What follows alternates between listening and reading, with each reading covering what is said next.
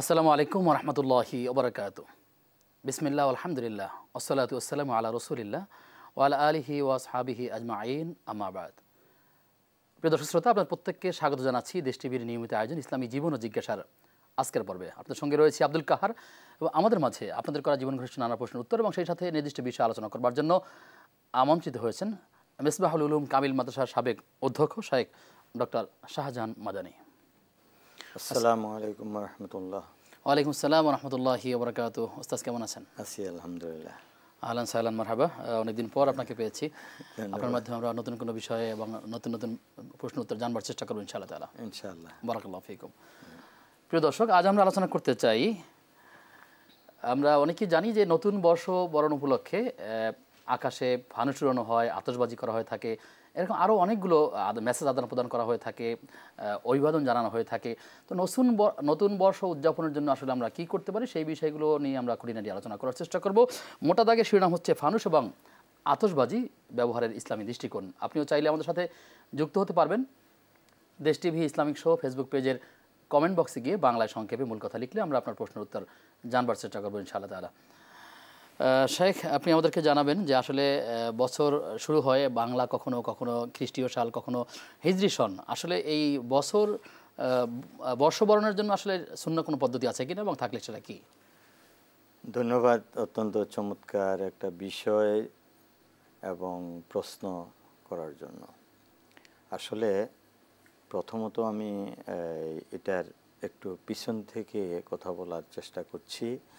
সেটা হলো, যখন আমাদের মুসলিম উম্মার জন্য আজানের প্রবর্তন শুরু হয়, জি, তখন কিভাবে জাতিকে জানাইতে হবে, এইভাবে কিছু একটা সুন্দর পদ্ধতি উদ্ভাবনের জন্য আল্লাহ রাসূল সাল্লাল্লাহু আলাইহি ওয়াসাল্লাম সাহাবাদেরকে বললেন যে কি করা যায় দূর থেকে মানুষ যেন শুনতে পায়। তো সে সময় বিভিন্ন জনে বিভিন্ন ধরনের কথা বলেছে। কেউ এরকম আগুনের কথা বলেছে যে আগুন জ্বালাইলে দূর থেকে লোকেরা দেখে চলে আসবে। তারপরে একটু সাইরিন বাজানো যায়, ঘন্টা ধ্বনি কিংবা বাজনা, এরকম এই ধরনের কিছু কথা আসছিল, কিন্তু কোনোটাই আল্লাহ রাসূল গ্রহণ করেননি। সেখানে পরবর্তীতে এক সাহাবী এবং হযরত ওমর রাদিয়াল্লাহু তাআলা আনহু, তারা স্বপ্নে দেখলেন এই আজানের এই শব্দগুলি, এই বাক্যগুলো তারা স্বপ্নে দেখেছেন। পরের দিন আল্লাহ রাসূল সাল্লাল্লাহু আলাইহি ওয়াসাল্লামকে তারা বললেন। বলার পরে আল্লাহ রাসূল এটা ভালোভাবে নিলেন এবং সাহাবায়ে কেরামের কাছেও এটা গ্রহণযোগ্য হয়েছে। সুবহানাল্লাহ। আমার উদ্দেশ্য হলো, সেখানে যখন আগুনের কথা এসেছে তখন আল্লাহ রাসূল জবাব দিয়েছেন, সেখানে আগুন অমুক কওমের শিয়ার, বা তারা এটা করে আগুন দিয়ে। তারপরে মাজুসি যারা, তারা আগুনকে পূজা করে।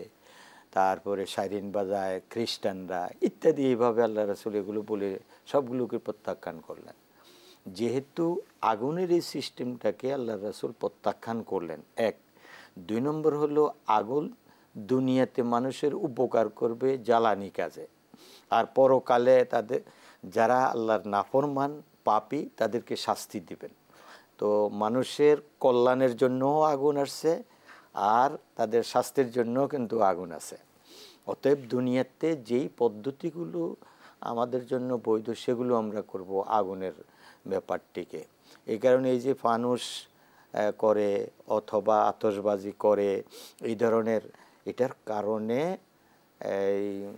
আমরা যারা আছি, নিরীহ মানুষ যারা, তারা হঠাৎ করে এই যে 31শে ডিসেম্বর দিবাগত রাত অত্যন্ত ভয়াবহ অবস্থা হয়, মনে হচ্ছে যেন দুই দেশের মধ্যে যুদ্ধ লেগে গিয়েছে। আমরা এর আগেও দেখেছিলাম যে আকাশে আগুনগুলো একটা বাড়ির ছাদে পড়ে গিয়ে সেখানে সে পুড়ে গিয়েছিল।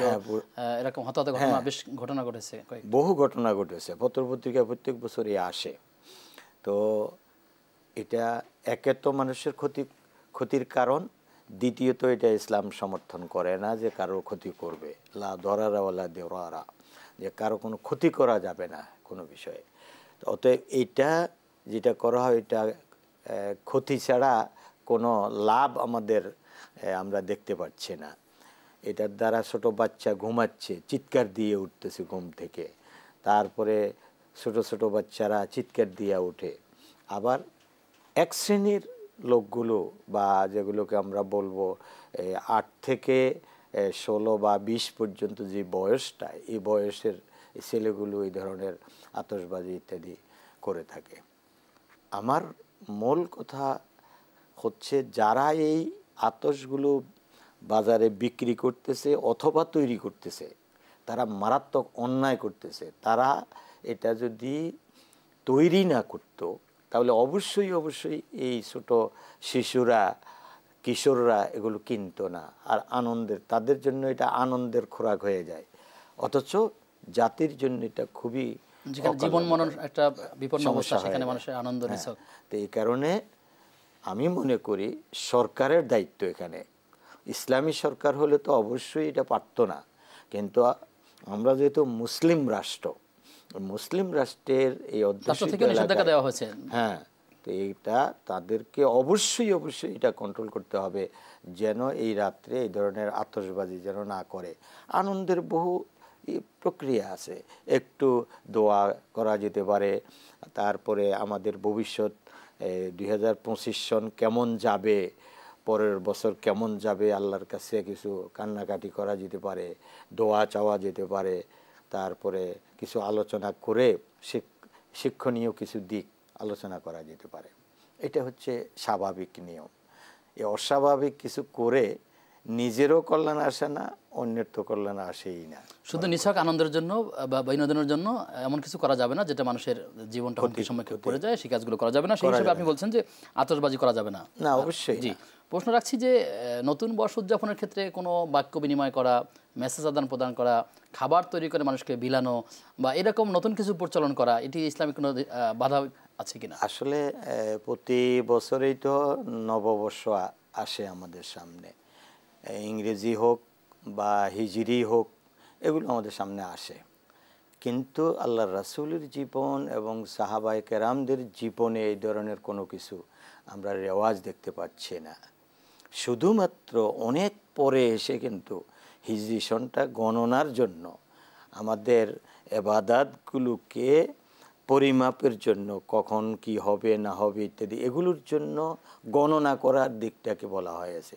কিন্তু এইভাবে এই দিন পালন করে এই দিনে কিছু করা, এটার জন্য কিন্তু এই দিন আসে নাই। তবে যেটা আপনি বলেছেন কিছু মেসেজ দেওয়া যায় কিনা, হ্যাঁ, যদি ভালো যে একজনকে নিউ হ্যাপি ইয়ার যদি তাকে করে যে আপনার আগামী বছর সুখকর হোক, ভালো হোক, সেটা আমি প্রত্যাশা করি, এটা দোয়া, এই দোয়াটা করা যায়। এটা মেসেজ দিয়ে হোক বা ওই যে হোয়াটসঅ্যাপে হোক, এইভাবে কিছু মেসেজ দিয়ে দেয়া যায় তাকে দোয়া করে। এটা ওই আতশবাজির থেকে অনেক অনেক উত্তম। ওইটাতে ক্ষতি, এটাতে দোয়া হচ্ছে।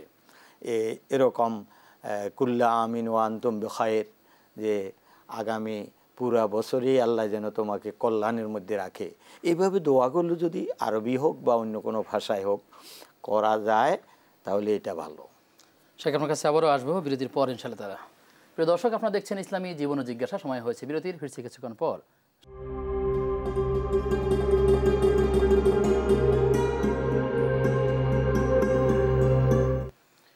বিরতির পরে সবাইকে আবারও স্বাগত জানাচ্ছি দেশ টিভির নিয়মিত আয়োজন ইসলামী জীবন ও জিজ্ঞাসার আজকের পর্বে। আপনাদের সঙ্গে আব্দুল কাহার রয়েছি, আমাদের সঙ্গে অতিথি হিসেবে যুক্ত আছেন শেখ ডক্টর শাহজাহান মাদানী। ওস্তাদ, আপনি আমাদেরকে জানাবেন যে আকিকা কেন করতে হয় এবং কোনো সন্তান যদি দুনিয়াতে 3 ঘন্টা জীবিত থাকে তাহলে তার আকিকা করতে হবে কিনা? ধন্যবাদ চমৎকার প্রশ্নের জন্য। আসলে আকিকা এটা সন্তানের অধিকার মা বাবার উপরে। আল্লাহ রাসূল সাল্লাল্লাহু আলাইহি ওয়াসাল্লাম তাকিদ দিয়েছেন যে তোমরা 7ম দিনে অথবা 14তম দিনে, কোনো কোনো রাওয়ায়াতে 21তম তারিখের কথাও উল্লেখ করেছে যে আকিকায় 3 দিন, অর্থাৎ 7, 14, 21 এই 3 দিন করা যায়। এরপরে যদি কেউ আর্থিক অনটনের কারণে বা অন্য কোনো কারণে যদি না করতে পারে, পরবর্তীতে আর এরকম ধরাবাঁধা নিয়ম নাই, যে কোনো টাইমে করে দিতে পারবে। এ হলো আকিকার ব্যাপারটা। আর এটা হক্কুন আলাল ওয়ালিদে বলা হয়েছে বা আলাল ওয়ালিদাইন, এটা পাওনা, সন্তান তার মাতা পিতার কাছে পাওনা, কালকে আমাতে এটার মাধ্যমে সে তার মা বাবাকে সুপারিশ করবে, আর নইলে ধরা খাবে এটা না করার কারণে। হচ্ছে 1 নম্বর কথা। এরপরে হচ্ছে যদি কোনো বাচ্চা 7 দিনের আগে মারা যায়, শুধু 3 ঘন্টা নয়, 3 দিনও হতে পারে, 5 দিনও হতে পারে, যদি এর আগে মারা যায় তখন মা বাবার উপরও এই দায়িত্বটা নেই, যেহেতু সে 3 ঘন্টায় তো একটা বাচ্চা একটু কাইন্দাও কুলায় না, এরপরে তো 3 ঘন্টা শেষ হয়ে যায়। অতএব এই সময় মা বাবার দায়িত্ব না যে 7 দিনের আগেই, 7ম দিনের আগেই সে দুনিয়া থেকে চলে গেছে। অতএব আকিকা এখানে জরুরি না। তবে হ্যাঁ, যদি বাবা মায়ের সামর্থ্য থাকে, তারা ইচ্ছা করে যে ঠিক আছে বাচ্চাটা তো দুনিয়ার থেকে চলে গিয়েছে, এরা তো নিষ্পাপ, তাদের কোনো পাপ নেই, অতএব তারা কাল কিয়ামতে আমাদের জন্য সুপারিশ করবে, এই নিয়তে যদি তারা আকিকার করে অ্যারেঞ্জমেন্ট করে গরিব গোরাবাদেরকে, ইয়েতিম ইত্যাদিদেরকে খাওয়াইয়া দেয়, তাহলে এটা নাজায়েজ হবে না। কারণ হচ্ছে আল্লাহর রাসূল সাল্লাল্লাহু আলাইহি ওয়াসাল্লাম যেমন তাকিদ দিয়েছেন খাওয়ানোর ব্যাপারে, এভাবে আল্লাহ পাকও বলেছেন। তা আমাদের দেশের সমস্যা হলো, আমরা যখন আকিকার কোনো ব্যবস্থা করি তখন আমরা যারা হকদার তাদেরকে জানাইও না, অনেক ক্ষেত্রে বঞ্চিতই করা হয়। কিন্তু দাওয়াত দেই কাকে? আমার বেছে বেছে ধনী লোকদেরকে, ধনী বন্ধুদেরকে, আত্মীয় স্বজন যারা ধনী আছে তাদেরকে বেছে বেছে আমরা দাওয়াত দিয়ে থাকি। এ কারণে আল্লাহ রাসূল যাদের থেকে গিফট পাওয়ার সম্ভাবনা আছে, হ্যাঁ, আল্লাহ রাসূল এই কারণে খুবই মারাত্মক শব্দ ব্যবহার করেছেন যে ওই খাবার এবং ওই আজুমা, যেটা এই ধনীদেরকে দাওয়াত দিয়ে গরিবদেরকে মাহরুম করা হয়, সেটা হলো নিকৃষ্ট খাবার। অতএব আমি খাওয়াচ্ছি আন্তরিকতার জন্য, দোয়ার জন্য, মানুষদের দোয়া পাওয়ার জন্য, সেখানে আমি আরও উল্টা গুনাহ কামাই করতেছি। এ কারণে আকিকা করার সময়ও এগুলো একটু খেয়াল করা দরকার, যে আমরা যেন গরিবদেরকে দিয়ে দেই, জবাই করে পুরাটাই একটা এতিমখানায় দিয়ে দিতে পারি, একটা হেফজখানায় দিয়ে দিতে পারি, যদিও গরিব মানুষের মাঝখানে বিতরণ করা, যদিও গরুর আকিকার গোশত প্রেসিডেন্ট পর্যন্ত খাইতে পারবে, কিন্তু গরিবদেরকে বাদ দিয়ে না, গরিবদেরকেও রাখবে, সাথে সাথে অন্য মেহমানদেরকেও রাখবে। এই কারণে আকিকার দিকে একটু খেয়াল রাখতে হবে। এরকম আকিকার মধ্যে চমৎকার একটি ইবাদতকে আল্লাহ আমরা সঠিক উপায়ে আদায় করতে পারি, আল্লাহ আমাদের সেই তৌফিক দান করুন। সেই প্রশ্ন হচ্ছে যে অনেক প্রবাসী যারা প্রবাসে অনেক কষ্টে থাকেন, এই কষ্ট থাকাকালীন সময় তিনি জাকাতের টাকা গ্রহণ করতে পারবেন কিনা? ধন্যবাদ। শরীয়তে জাকাতের ব্যাপারে হলো 2টা দিক, একটা হলো উপরের হাত, আরেকটা হলো নিচের হাত। ওই ব্যক্তিটা আসলে কি উপরের হাতের অধিকারী কি না, এটা আমাকে দেখতে হবে। হয় তুমি দাও আর নইলে নাও, এই 2টা একটা। হ্যাঁ, তৃতীয় একটা পক্ষ আছে যারা খাওয়ার অধিকারী, কিন্তু নিজেরা নিজেদের প্রেস্টিজের ব্যাপারে, আত্মসম্মানবোধের কারণে তারা হাত পাতে না, এটা ভিন্ন ব্যাপার। তাদের তো আর আমি জানি না সে কোন অবস্থায়, কিন্তু এই 2 অবস্থা তো জানি। যারা দেবে তাদেরকেও চিনি, জানি, এবং নিজের মন থেকেই সে এটা দেবে। আর যদি কেউ তার অবস্থাটা লুকিয়ে হাত পাতে, সেটা বাইনা হুয়া বাইনাল্লাহ, সেটা তার মাঝে আর আল্লাহর মাঝে। কিন্তু আমি যিনি জাকাত দিচ্ছি, আমার দায়িত্ব হচ্ছে যে চায় এবং তার অবস্থার আলোকে তাকে আমি দেব। এখন প্রবাসী লোকটি যদি এরকম নিডি হয়, সে যদি আসলে বিপদে থাকে, তাহলে প্রবাসীকে এটা মনে করার কোনো দরকার নাই যে সে মনে হয় টাকার কারখানায় আছে, এমনটি কারণ নেই। বরং সে যদি বিপদে থেকে থাকে, তাকে সহযোগিতা করা, যেমন ইসলামী রাষ্ট্রের দায়িত্ব ছিল, যেহেতু ইসলামী রাষ্ট্র নাই, কমপক্ষে আমাদের যারা দায়িত্বশীল আছে বা যারা জাকাত দিচ্ছে, তাদের খেয়াল রাখা দরকার ওই ব্যক্তিকেও জাকাত দিয়ে একটু সহযোগিতা করা। এটা যেমন নৈতিক দায়িত্ব, তেমনি ইমানি দায়িত্ব, তেমনি সামাজিকতার দায়িত্বও বটে। জি, শুকরিয়া আপনাকে।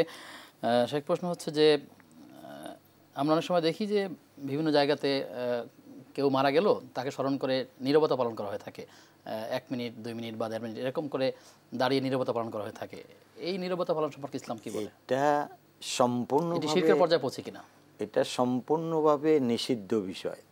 কারণ এটার কোনো নিয়ম পদ্ধতি না কোরআন হাদিসে আছে, না কোনো আইম্মায়ে মুহাদ্দিসিন, মুফাসসিরিন, সাহাবায়ে কেরাম কারো জীবনে এটা নেই। বরং 1 মিনিট কেন, আধা মিনিটও যদি হয়, তাহলে সে সময় আপনি তার স্মরণ করে তাকে কিছু দোয়া করেন। আল্লাহ, এই লোকটি এই অবস্থায় আছে, এই অবস্থায় আছে, কবরে কি অবস্থায় আছে আমি জানি না, তার আত্মীয় স্বজন বা ভালো কাজগুলো স্মরণ করে, হ্যাঁ, বরং তার জন্য দোয়া করবে। এটাই নীরবতা পালন করা। এটা হলো পাশ্চাত্যের ওই যারা ইসলাম বিরোধী তাদের এটা কাজ। এ কারণে এটা কোনো অবস্থাতেই একজন মুসলিম যেন না করে। আমি আবদার জানাবো আমার এই যারা শুনছেন তাদের কাছে, এবং তারা যেন অন্যদেরকে শুনবেন পরবর্তীতে যদি কেউ থাকেন দায়িত্বশীল পর্যায়ে, তারা এই কাজটা করবেন না। যদি অফিসের কোনো কাজ শুরু করার আগে তার অফিসের কোনো বস বা কোনো ব্যক্তি মারা গিয়ে থাকে, তাহলে তার জন্য একটু দোয়ার ব্যবস্থা করবেন, যে আমরা তার রূহের জন্য, তার আত্মীয় স্বজনের জন্য, তার পরিবারের জন্য আমরা দোয়া করব, দেশের জন্য দোয়া করব।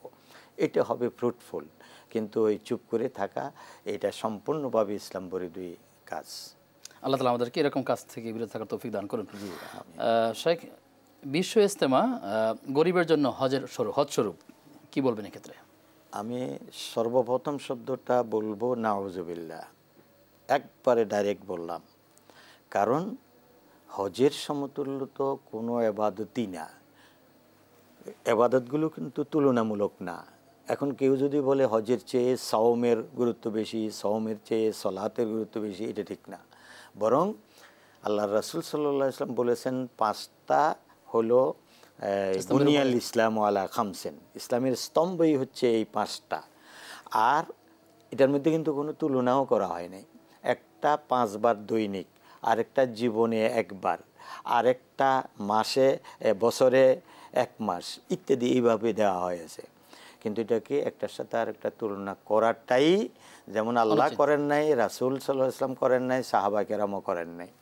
অতএব একটা ইজতেমা, নাউজুবিল্লাহ, সেটাকে যদি হজ যেটা বুনিয়াল ইসলাম আলা খামসিনের একটি পঞ্চভিত্তির একটি ভিত্তি, টঙ্গী ইজতেমা নয়, শুধু সারা বিশ্বের যত ইজতেমা আছে, চাই তারা মুত্তাকিরা করুক বা একেবারে আমাদের আউলিয়ায়ে কেরামরা, ইজতেমার গুরুত্ব আলাদা, হজের গুরুত্ব আলাদা, কিন্তু এর সাথে একটা গলিয়ে ফেলার কোনো সুযোগ নেই, কোনো সুযোগ নাই। ইজতেমায় সেখানে যদি অনেক লোক একত্রিত হচ্ছে, সেখানে দোয়া করলে হয়তো বা সবাই মিলে কান্নাকাটি করলাম, আল্লাহ পাক কবুল করতে পারে, এতটুকু হতে পারে। কিন্তু হজের সাথে তুলনা নয়। এটা হজের সাথে তুলনা করাই আমাদের ইমানের ঘাটতি, ইমানের ত্রুটি। জি, এটা তুলনা করা যাবে না। শেখ, আপনার মাধ্যমে আমরা অনেকগুলো বিষয়ে জেনেছি। আপনাকে ধন্যবাদ জানিয়ে আপনার থেকে বিদায় নিচ্ছি। জি, আপনাকেও ধন্যবাদ। বারাকাল্লাহু ফিকুম। জাযাকাল্লাহ। প্রিয় দর্শক, আজ আমরা আলোচনা করছিলাম আতশবাজি, ফানুস। শুরুতে আমরা সেই কথাগুলো বলেছি। এমন কোনো কাজ করা যাবে না যেটি আসলে ইসলামের সাথে সাংঘর্ষিক, এমন কোনো কাজ করা যাবে না কোরআন এবং সুন্নাহর বিপরীত। এক মুসলিম হিসাবে পরিচয় দেওয়ার পর আসলে নিজের ইচ্ছা মতো চলার সুযোগ নাই। আনন্দ, বিনোদন যে কোনো বিষয় আছে, প্রত্যেকটা সীমারেখা আছে। আল্লাহ তাআলা আমাদেরকে এই হুদুদ বা সীমারেখাগুলো বোঝার তৌফিক দান করুন। আগামী অনুষ্ঠান দেখবার আমন্ত্রণ জানিয়ে আজকের মতো বিদায় নিচ্ছি। আসসালামু আলাইকুম রহমতুল্লাহি ওয়া বারাকাতুহু।